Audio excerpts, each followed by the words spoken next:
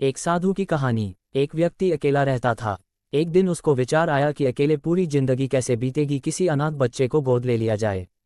अगले दिन वह सुबह उठा और सीधे एक अनाथालय पहुंच गया। उसने एक 8 साल के बच्चे को चुना और उसको घर ले आया।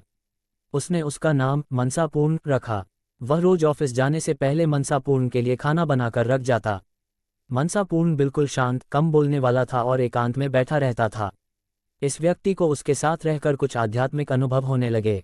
कभी कोई झरना गिरने की आवाज़ सुनाई देती तो कभी कोई बिजली कड़कने की चमचमाहट। ये शुरू में तो डरने लगा, मगर जब मनसापूर्ण को देखता कि वह शांत है, जैसे कुछ हुआ ही नहीं, तो ये भी चुप हो जाता।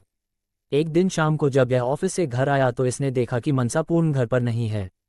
इसने सारे घर में देखा, घर के बाहर चारों तरफ देखा, आवाज़ें लगाई, मगर मनसापूर्ण कहीं नहीं मिला। ये परेशान हो गया और उस रात बिना खाए पिए ही सो गया। अगले दिन ऑफिस चला गया मगर वहां मन नहीं लगा। किसी तरह शाम को घर पहुंचा, यह आश लिए कि शायद मनसापूर्ण आ गया होगा, मगर निराशा ही हाथ लगी। एक हफ्ता बीत गया, मनसापूर्ण नहीं आया। 3 महीने बीत चुके थे। यह उदास हो चुका था कि शायद इसकी जिंदगी में अकेलापन ही है। तभी रात में किसी ने दरवाजा खटखटाया। यह उत्सुकतावश दरवाजे पर लपका और देखा कि एक साधु मनसापूर्ण को साथ लेकर आए थे। उसने दोनों को अंदर बुलाया। साधु का आदर सत्कार कर दोनों को भोजन कराया।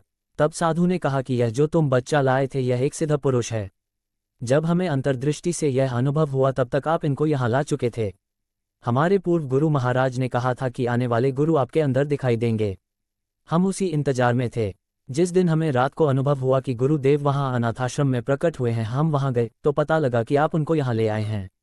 साधु ने उस व्यक्ति को कहा कि तुम अगर चाहो तो इन्हें गुरु रूप में स्वीकार कर सकते हो।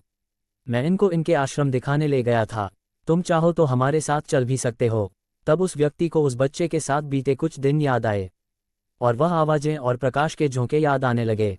उसको अपनी प्रसन्नता और बिना किसी कारण के आनंद का अनुभव याद आया था। और इस बच्चे के जाने के बाद के दिनों की निराशा और दुख भी याद आने लगा। और जैसे ही उसने मनसापूर्ण की तरफ देखा, उसे अपार ऊर्जा का अनुभव होने लगा जो उसके मस्तक पर चमक रही थी।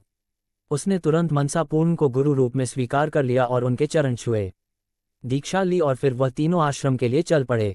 जिंदगी में कब बदलाव आ जाए कोई नहीं जानता। अपनी जिंदगी को साफ सुथरा रखना चाहिए। किसी भी समय आपके ऊपर किसी बुद्ध पुरुष की कृपा हो सकती है और पूरा जीवन बदल जाता है।